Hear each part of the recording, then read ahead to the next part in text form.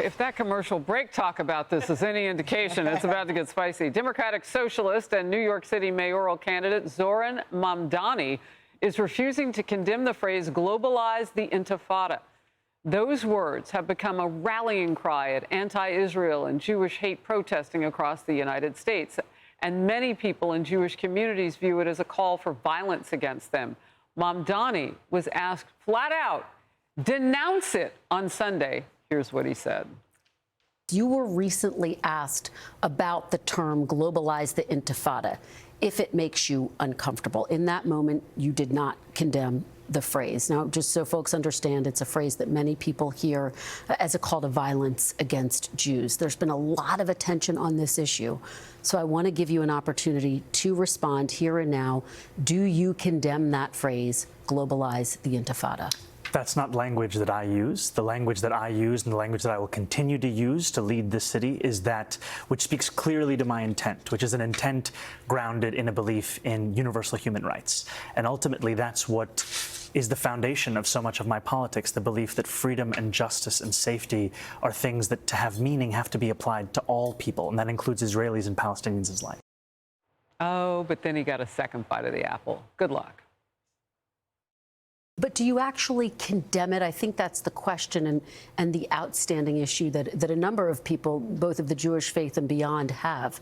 Do you condemn that phase, globalize the Intifada, which a lot of people hear as a call to violence against Jews? I've heard from many Jewish New Yorkers who have shared their concerns with me, especially in light of the horrific attacks that we saw in Washington, D.C. and in Boulder, Colorado, about this moment of anti-Semitism in our country and in our city. And I've heard those fears and I've had those conversations, and ultimately they are part and parcel of why in my campaign I've put forward a commitment to increase funding for anti-hate crime programming by 800%.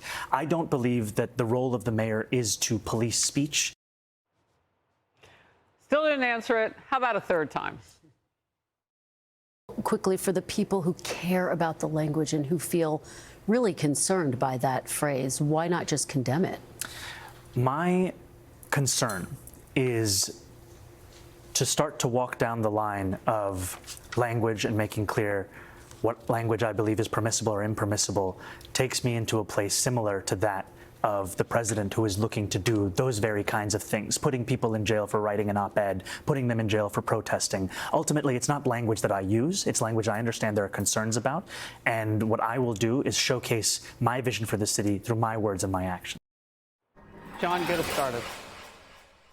Is this really the people, is this really the person that people in New York want to elect? I'm so glad I don't live here and only come to tape the show with you. Because I don't live here either. Oh, good for you. So here's a guy who's saying, I don't want to be the censor. That's not what he's being asked to do. We elect people to office to reflect virtue and what the people think is best. That's why we ask politicians to condemn shooting firefighters. That's why we asked him to condemn. I hope he would condemn the Intifada itself. You don't have to globalize it. Does he think it was wrong for Palestinians to engage in a wave of suicide bombings in Israel that killed thousands, that killed 80% civilians? Didn't stop, actually, until the Israelis built a security wall along the West border. Maybe he could just start with that. But he's trying to pretend to get out of this by saying, oh, I don't want to be a censor, but we put people in office that we want to be role models, that we want to be virtuous and lead the people. Is this the way he's going to lead New Yorkers, is to say, I can get out of this, but meanwhile, I'm going to seize power and impose Marxist policies like taxing communities because that's where white people live or rich people live, and redistribute it and give lots of free things to everybody else?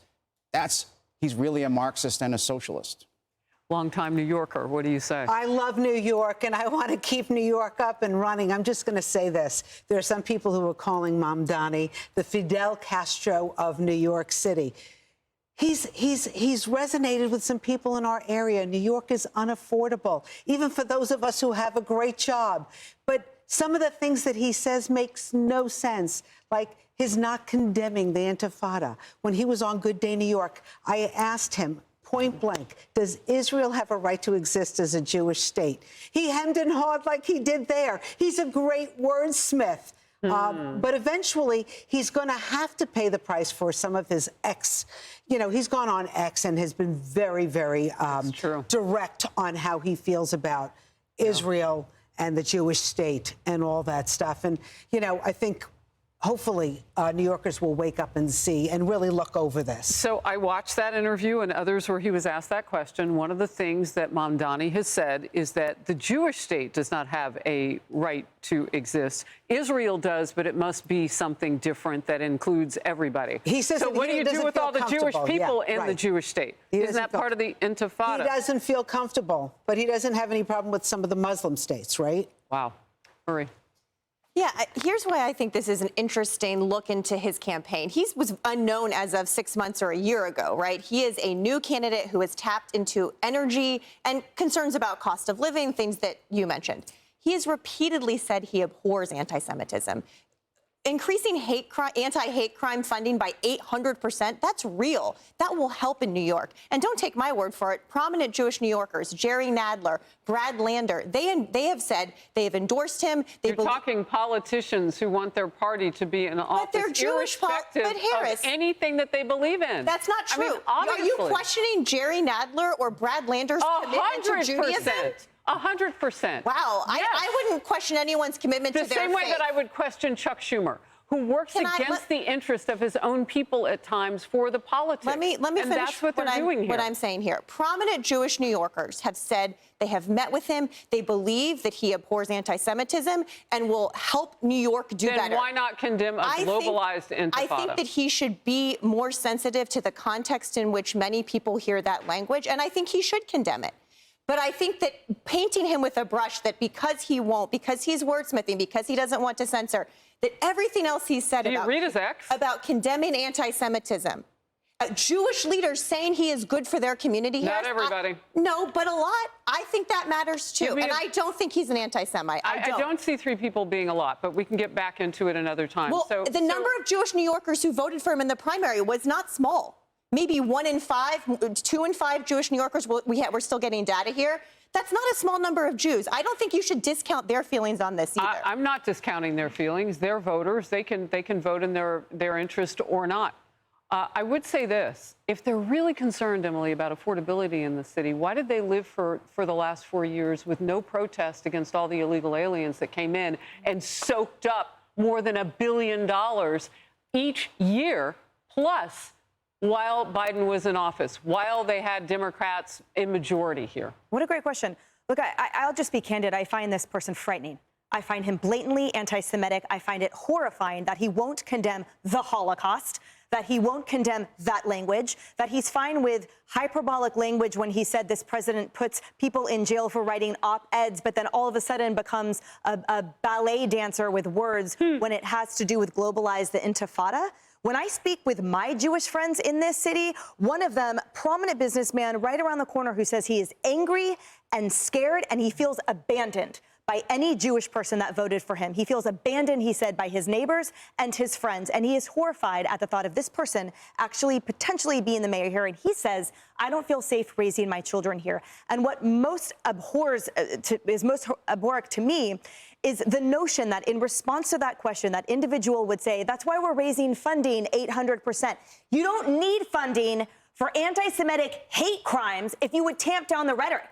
If you would come out and say, directly, I abhor anti-Semitism. If you would come out directly and say, no, he didn't. Emily. No, Yes, he didn't. he did. No, he didn't. Marie. Yes, he did. I am not going to. many clips. Time out, time out. He is an anti-Semitic individual. As a New Yorker, I say that, I believe that, and we don't need to parse it to know that the global evidence that he has put forth in what he has said, what he has done, and what he hasn't done is very clear. And that, to me, trumps all of those socialist agendas that, by the way, only the Upper East Side voted for. So when you talk about unaffordability of New York, those communities voted for Cuomo.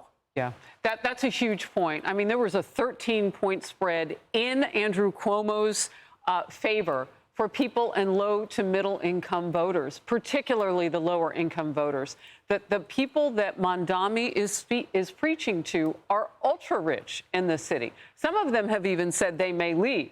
Now, I don't know how you square that. You're going to vote for the guy, and then you might think about taking your square of moneyness someplace else. I don't know how that works out.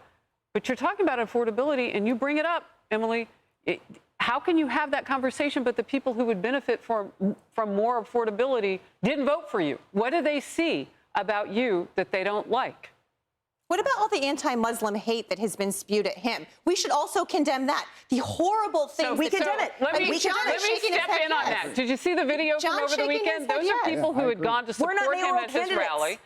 And he said something akin to what I said to you, no Jewish state, but Israel can stay with different people in it, or a Let's wider condemn spectrum. hatred of all and kinds, they though, thought equally. that didn't go far enough. Look at the video. It's fascinating. Hey everyone, I'm Emily Campagno. Catch me and my co-hosts Harris Faulkner and Kaylee McEnany on Outnumbered every weekday at 12 p.m. Eastern, or set your DVR. Also, don't forget to subscribe to the Fox News YouTube page for daily highlights.